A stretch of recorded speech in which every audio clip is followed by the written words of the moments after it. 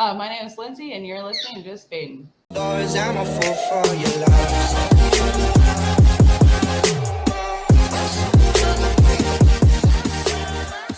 Hey guys, welcome back to Just Baate. My name is Aswin. Like always, I have Praatibh alongside with me. Praatibh, you've been a corporate slave for the past 6-7 months. How's that treating you?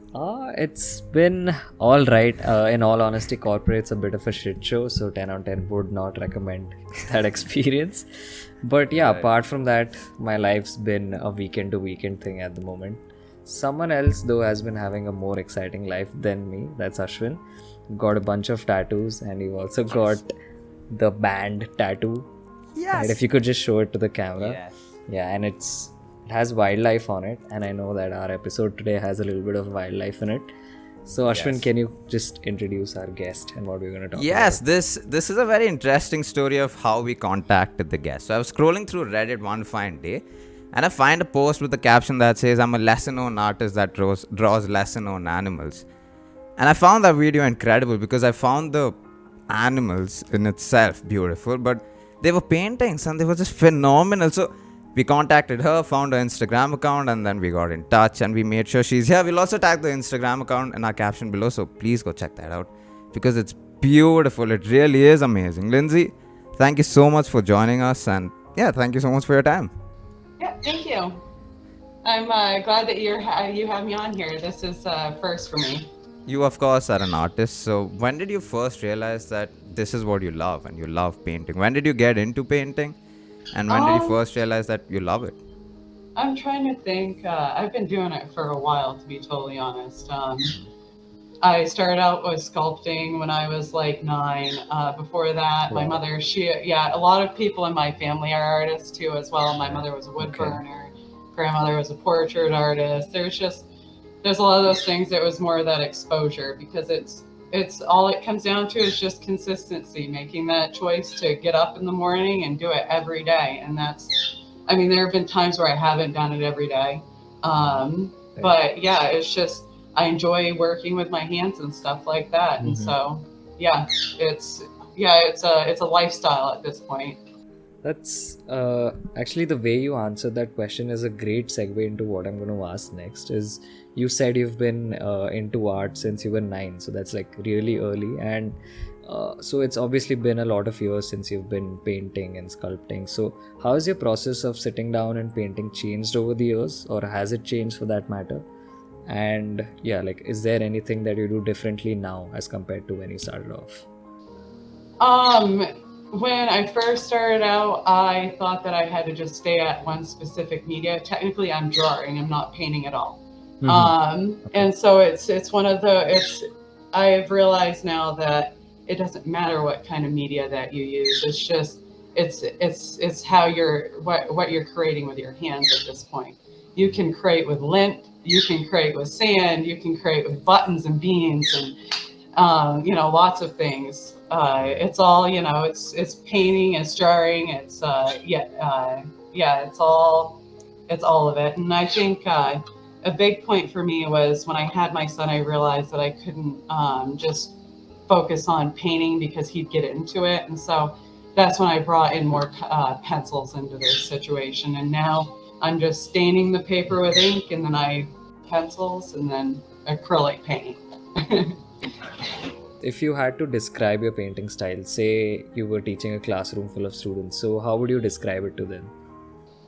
I would say that I'm a mixed media artist. I'm also a colorer. I would say that. All I'm doing is at this point, I look at it and I just sketch the outlines and stuff out, and then I fill in the color and do the shading and stuff like that. And so it's, I guess, just advanced coloring at this point with various objects and materials. That's beautiful. Now, you evidently have a passion for wildlife and animals.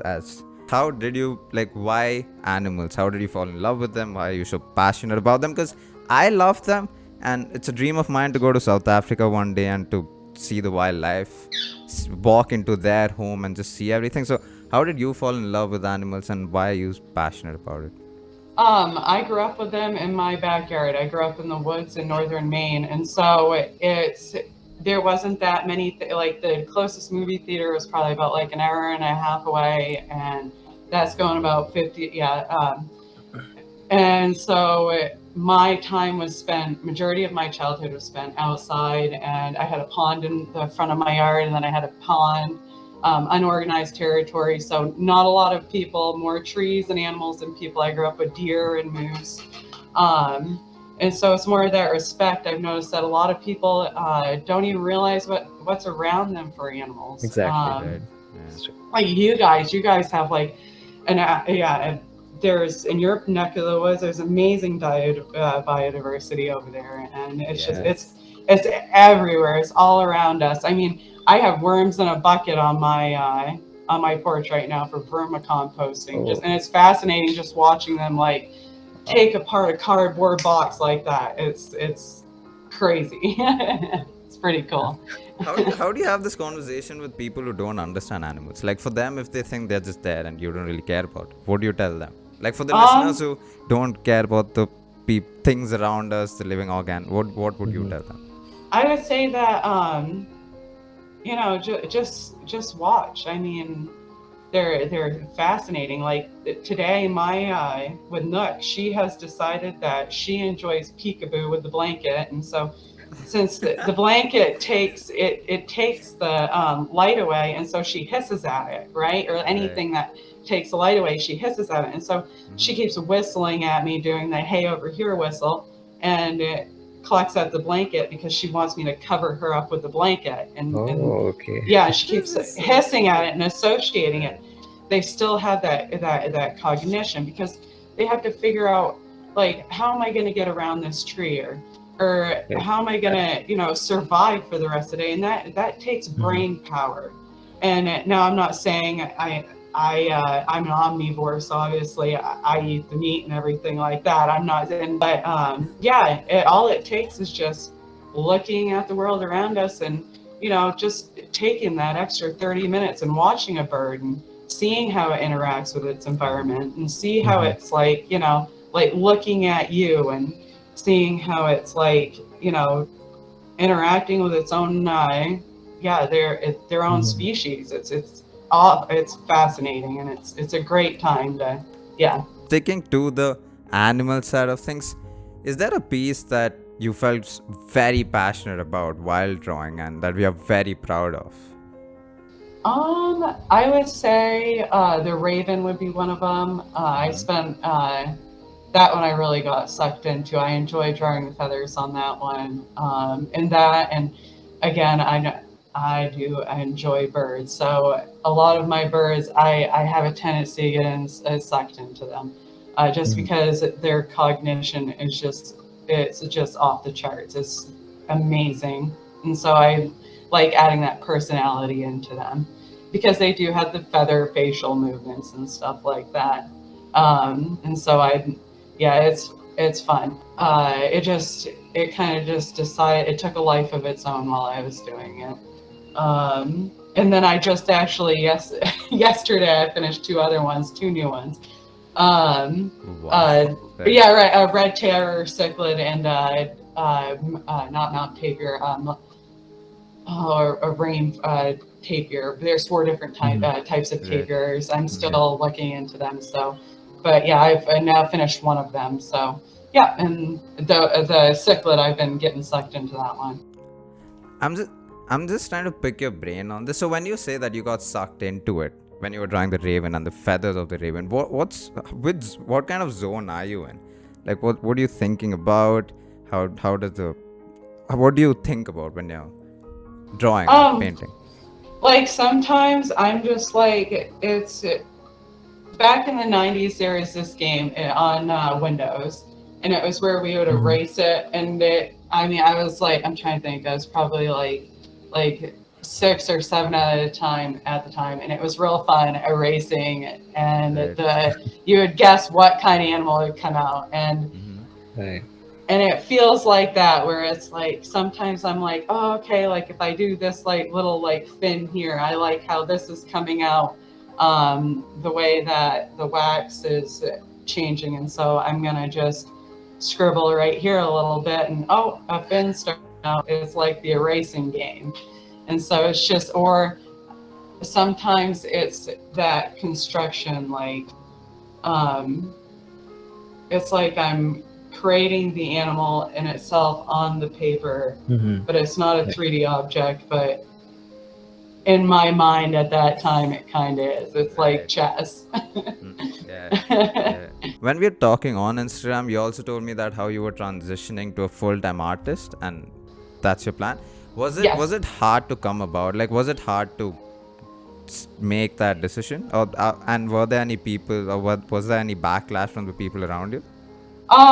It's just I've just been building up on it for the years. I was waiting tables plus doing working in a gym, walking daycare, and so it's I put a lot of time into that. And in between, I would, or even during coloring time in the daycare, kids like to color, so I color with them.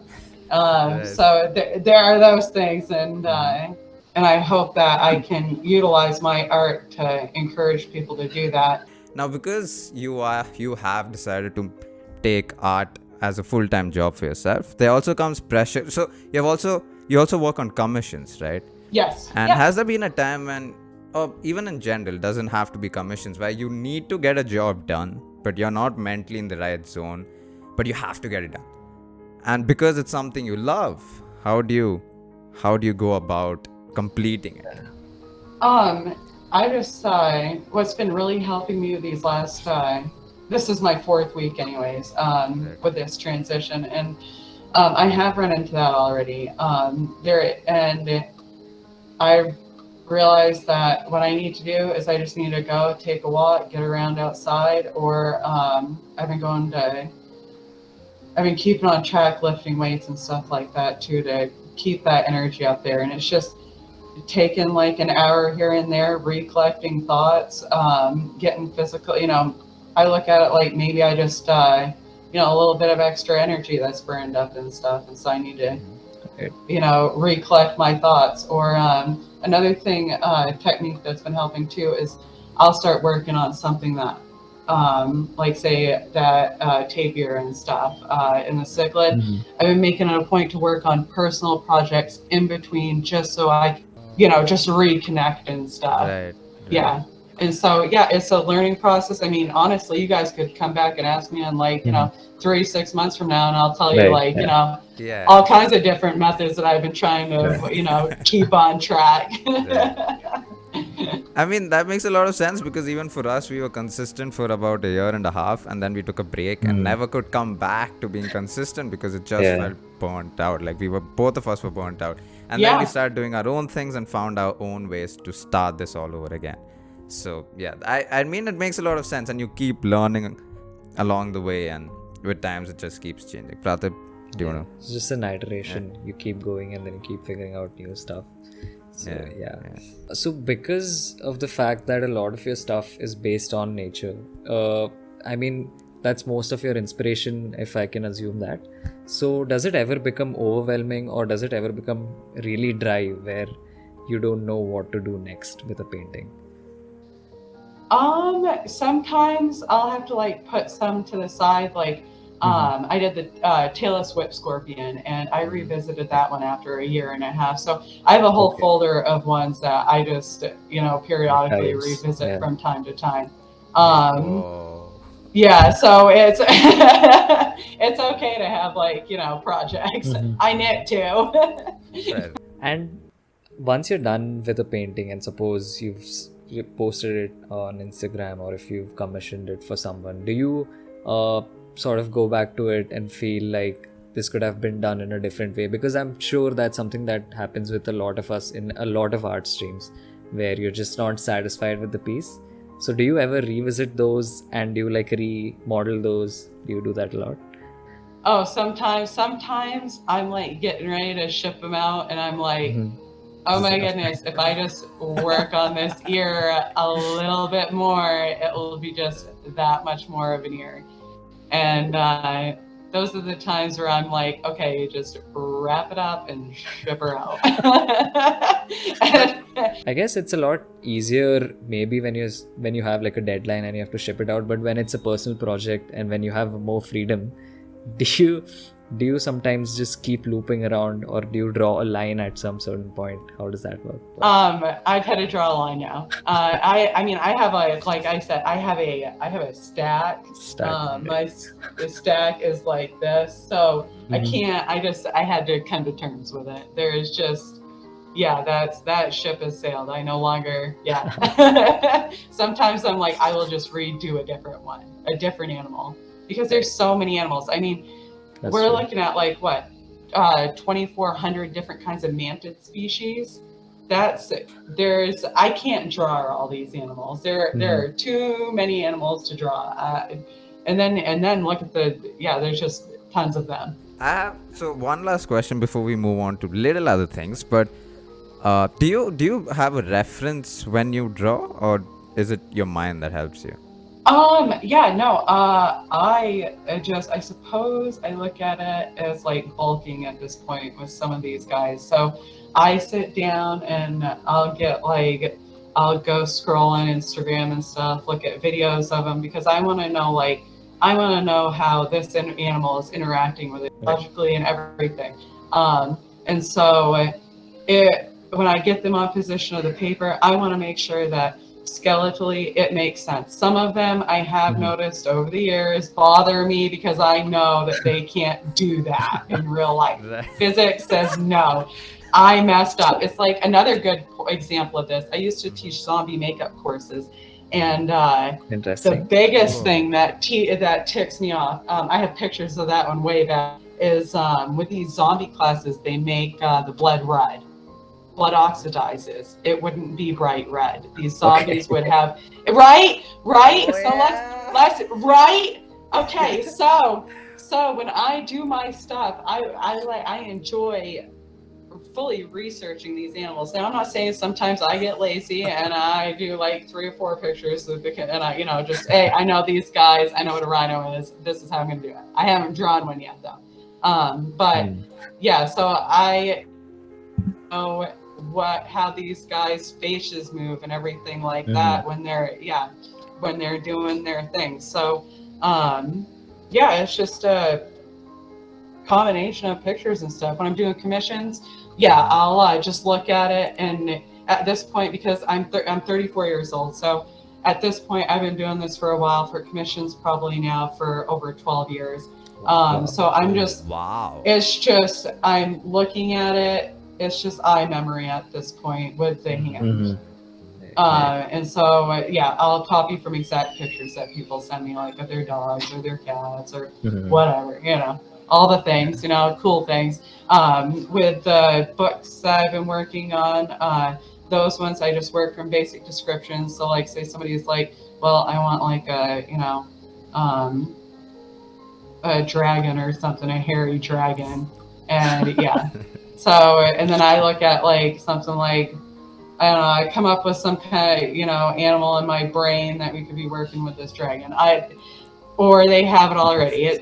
It's all the fun. It's all the fun. Right. So what's the most bizarre request you have gotten to draw, or the toughest? Let's stick with toughest or bizarre, anything. Your choice. The toughest. I'm trying to think. Have there been many? I've had so many. I've had a lot of commissions over the years. Stay Puft Marshmallow Man, that was a cool one. I'm trying to think. Toughest ones. I don't know. I had a couple of houses over the years. I had some houses. Those ones, buildings have been weird because and then I had one that recently this winter that took a life of its own. I still haven't made a post about it. I feel bad because there were 2. I drew 2 vans, and this was a commission off of Reddit. This wasn't a difficult one, but I thought it was going to be difficult. Some of the ones that I've had that I thought would be difficult weren't difficult.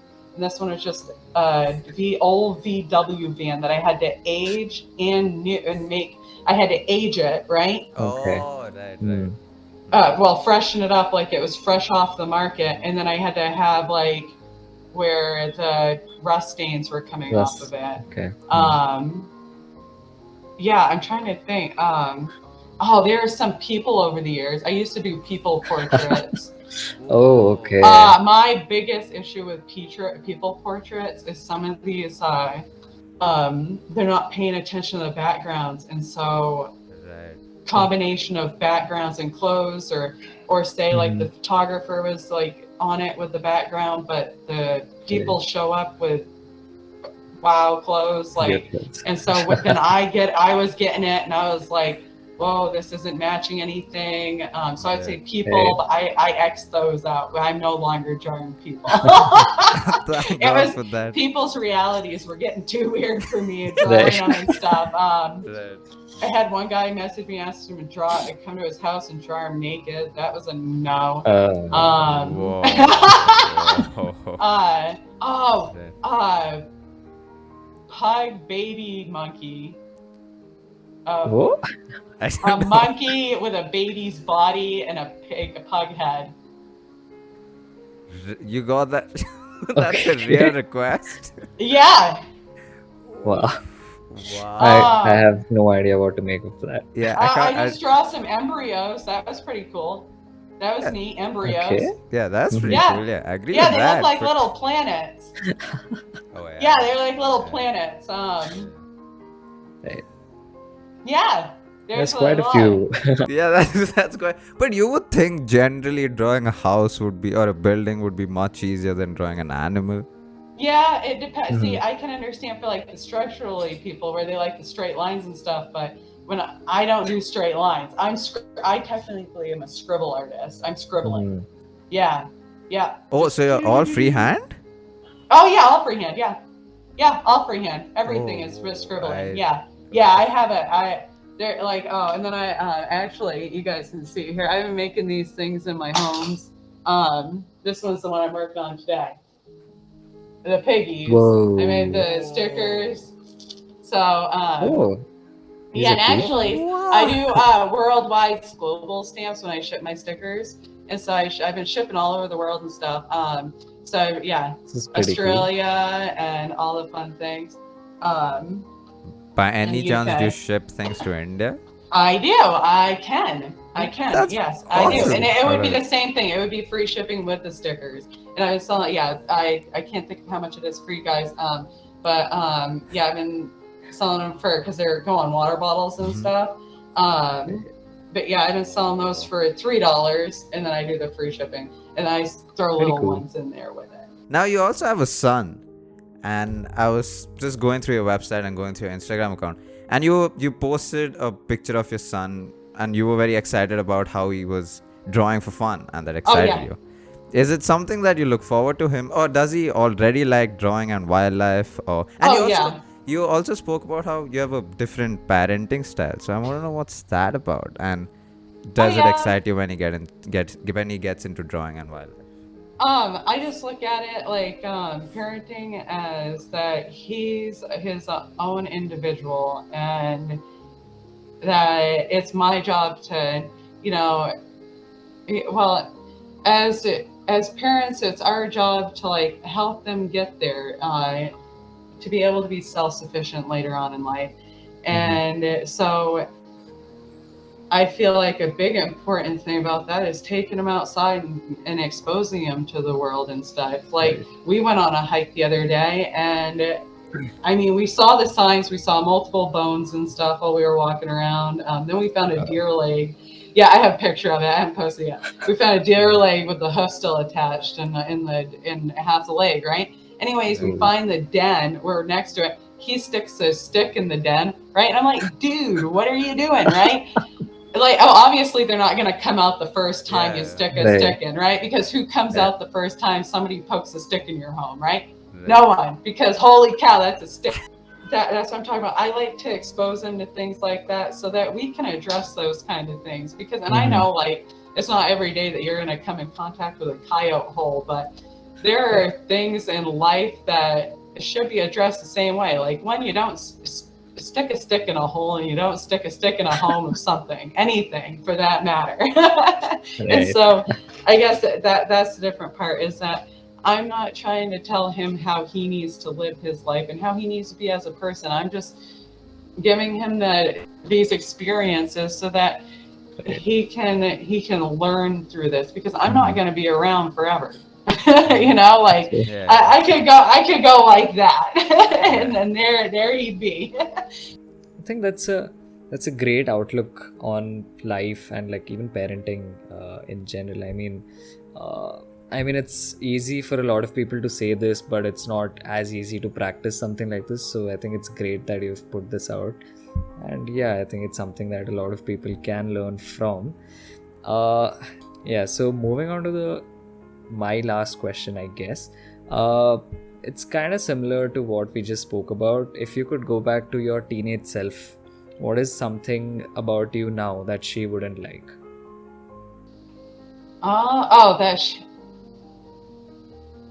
Yeah. I get what you're saying. No, I understand. That's a packed question. I get why it's a packed question.